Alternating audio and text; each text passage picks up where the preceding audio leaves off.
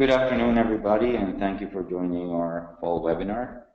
My name is Juan Tello, and today I want to share with you how to extract more juice from your existing data, in particular from brand tracking studies.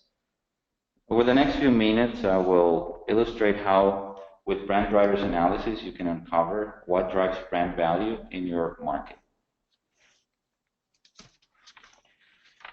So the setup here is that most brands rely on some sort of brand tracker to monitor the health of their brand over time. And usually these studies are very useful, very powerful to uncover clear insights about the trends of your brand and your competitors. But most of the time, it falls short on understanding causality, why and how a certain brand shifts their positioning over time, or why a competitor is gaining or losing ground on certain areas. So most of the time, this brand tracker information is not fully exploited. Again, very good for trends, but not too much on understanding the why behind the trends. So enter SKIM drivers analysis. Now you can extract more juice from your existing brand tracker data. And why is this efficient? Well, this is an efficient tool because it is based on data that is already collected and paid for by yourself, by your brand, by your company. So this creates some efficiencies in terms of both time and cost. So now let's move on to illustrate a bit of how the model works. So with drivers analysis, we try to identify which factors within your category have the most impact on brand health. And this is a very simple example of a hierarchical model where you have a number of factors that are interconnected and that in turn drive or explain your overall positioning in the market. So here, again, in this example, you see at the bottom factors that talk about reliable advice, product quality, easy to use, fair price, and those in turn drive other factors above those, like customer service, product performance, and value for money. And all of these in combination will have an impact, each of them having a unique contribution over your brand over rating. The starting point for this modeling usually starts with a set of attributes that you track in your brand tracker.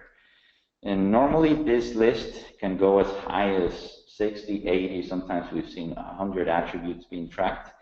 So the first step for us is to cluster all these attributes into meaningful consumer dimensions.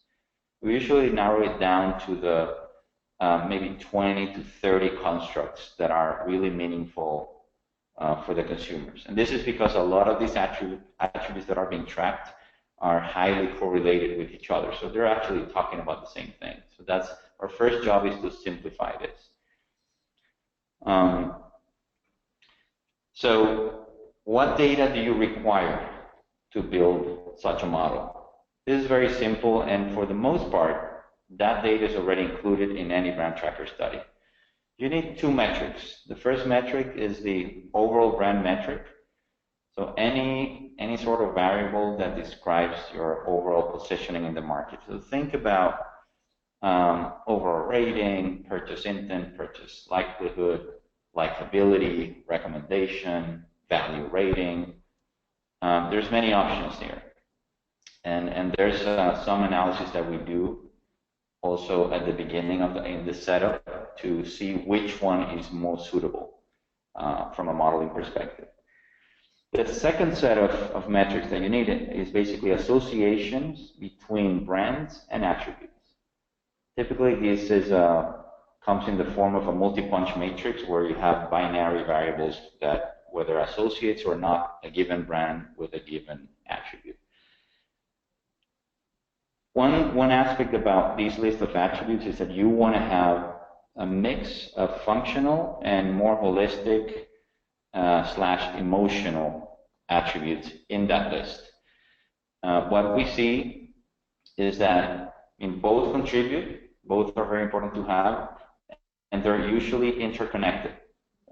between each other. So it's important to have a broad set of factors and attributes that are being tracked in your brand tracking information. And also, a typical pitfall that we see is a client measuring attributes that are only relevant to their brand, but not to competitors. That's a big mistake. So you should ensure that the list of attributes that you have covers the whole space, the whole market. So moving on, how do we create this network, this hierarchical model? So we actually employ different multivariate analysis to uncover these interactions between these factors. We have used in the past Bayesian networks, structural equation modeling, partial least squares. Generally speaking, the outputs from any of these are similar. So we can adapt depending on the client preferences, or in some cases, depending on the objective that the client has and the type of data, one of these may be more suitable than the other.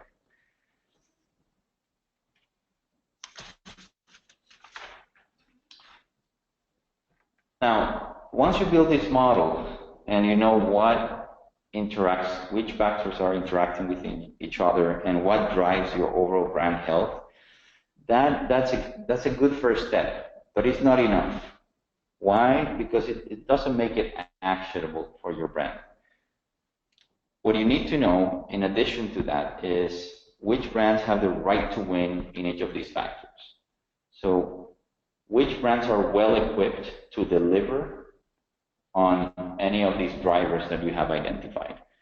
So that is why we overlay another dimension here, which is what we define as brand ownership, which tells us basically which brand has the right to win within each factor. In this simple example, again, we show, for example, brand A owning reliable advice and easy to use, which in turn drives product performance. So that's their strong positioning in the market. For brand B, they're more geared towards fair price and value for money, so most likely a price fighter in the category. So this already paints a better picture of where to play as a brand. And based on this, now you can define communication and innovation strategies that take into account your own brand positioning, but also the competitors.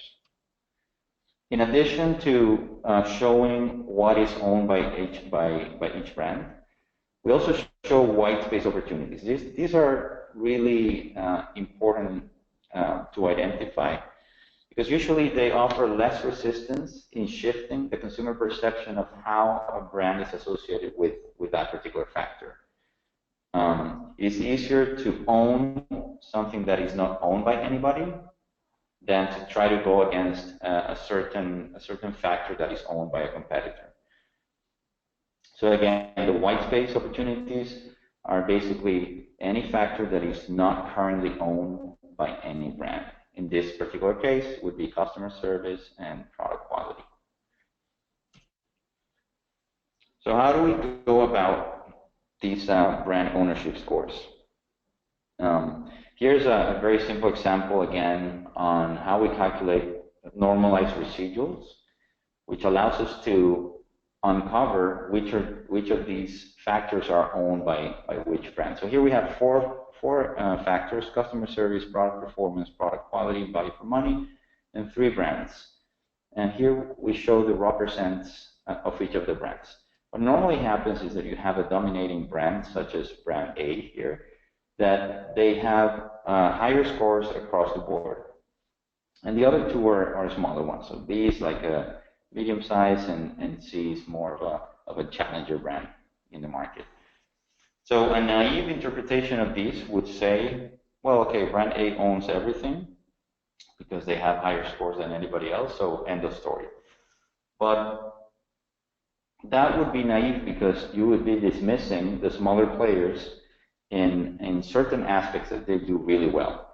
So by looking at these normalized scores, we take into account what we call the big small brand effect. So a big brand will typically have a halo effect over all the factors, all the associations. So we take that away, and we compare all the brands on a level playing field. So when you do that, for example, if you look at a value for money, then you would see that in relation to the expected value of brand A, that particular factor is not doing well. Whereas for brand C, they're actually outstanding, again, in relation to the strength of their brand.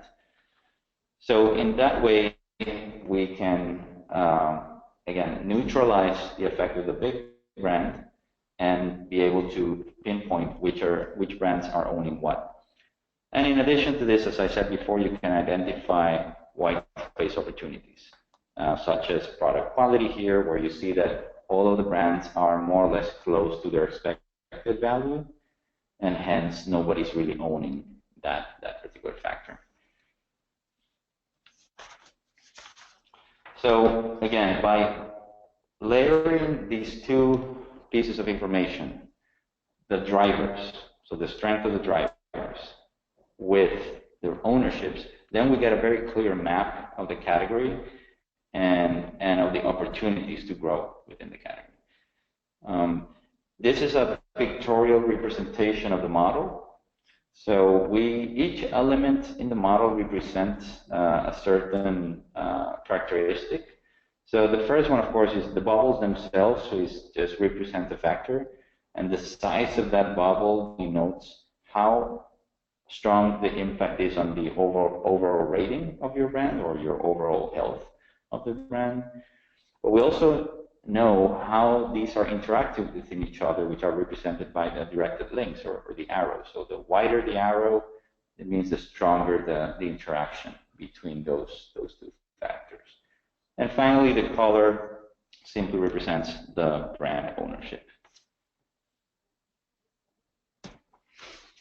So once you build your model, you can start playing with it and cut and slice as you wish. So typically, we also look at differences by segments.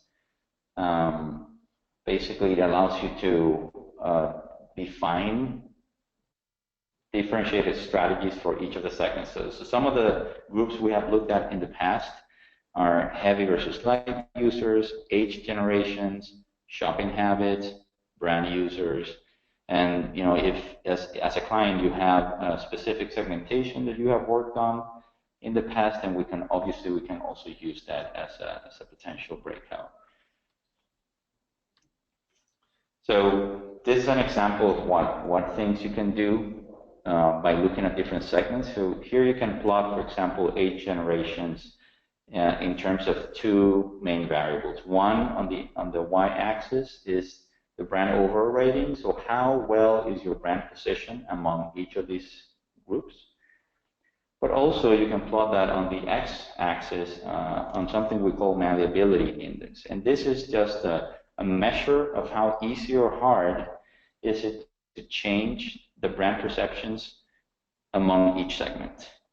And we know that because of the coefficients that we get from each of these groups. So here it could allow you to identify opportunities of growth, for example, by looking at highly malleable groups that are not seeing your brand as strong enough. So there's a gap there that you can grow, and you know that because of the higher malleability, there is a good chance that you're going to convert those people.